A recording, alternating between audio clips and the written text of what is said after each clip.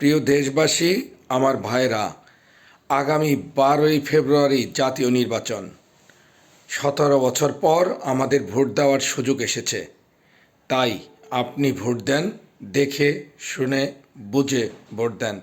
Vote আপেক্ষিক ব্যাপার বানাবেন না, ভোট বিবেকের হাতিয়ার বানান। ভোট দেশের কাজে লাগান, যোগ্য ব্যক্তিকে ভোট দেন। আমি একজন বিএনপির সাধারণ সমর্থক হয়ে আজকে আপনাদের সামনে বলছি, ভোট দেন, ধানের শীষে ভোট দেন। আপনারা জেনে থাকবেন, প্রেসিডেন্ট জিয়াউর রহমান এদেশের রাষ্ট্রপতি ছিলেন, দেশের জন্য জীবনকে নিবেদিত করেছেন। তিনি স্বাধীনতার ঘোষণা না দিলে এদেশে যুদ্ধ শুরু হতো কিনা তাতেই সন্দেহ ছিল। ভোট দেন, জিয়াউর রহমানের ধানের শীষে ভোট দেন। ভোট দেন, জিয়াউর রহমানের সফলতাকে ভোট দেন। আপনারা দেখেন, তার সহধর্মিণী বেগম খালেদা জিয়া, যাকে আপসহীন নেত্রী বলা হয়, তিনি অন্যায়ের সঙ্গে কখনো আপোষ করেন নাই। গণতন্ত্রের জন্য তার জীবন প্রাণ ছিল।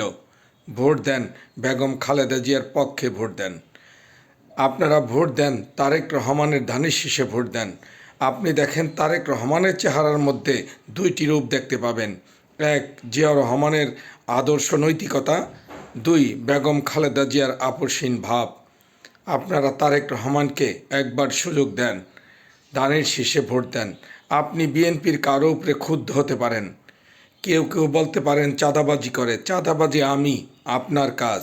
চাঁদাবাজি তারেক রহমানের কাজ না, চাঁদাবাজি বেগম খালেদা জিয়ার কাজ না, চাঁদাবাজি জিয়াউর রহমানের কাজ না। তাই এই সব ব্যাপারে ক্ষুব্ধ না হয়ে তারেক রহমানকে একবার ভোট দিয়ে যাচাই করুন। তারেক রহমানের হাতকে শক্তিশালিত করুন। আর যদি তারেক রহমান আসার পরও দেশে নৈরাজ্য থাকে, এর পরে আর ভোট দিয়েন না। একবার সুযোগ দেন, একবার সুযোগ দিয়ে দেখেন তারেক রহমান কি করে। আপনারা জেনে থাকবেন, তারেক রহমান র্যাব গঠন করেছিল, বিএনপির সন্ত্রাস বেড়েছিল বিদায়। 2001 সালের পরে র্যাব তৈরি হয়েছিল। বিএনপির অনেক সন্ত্রাসী যারা সন্ত্রাস করেছিল তাদেরকে হত্যা করেছিল, অন্য দলের কাউকে নয়।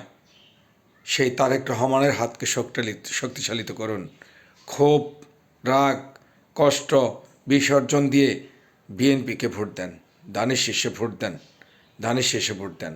অন্য কেউ যদি আপনার ভুলে বা আবেগের কারণে জিতে যায়, অনেক ক্ষতি হবে দেশের।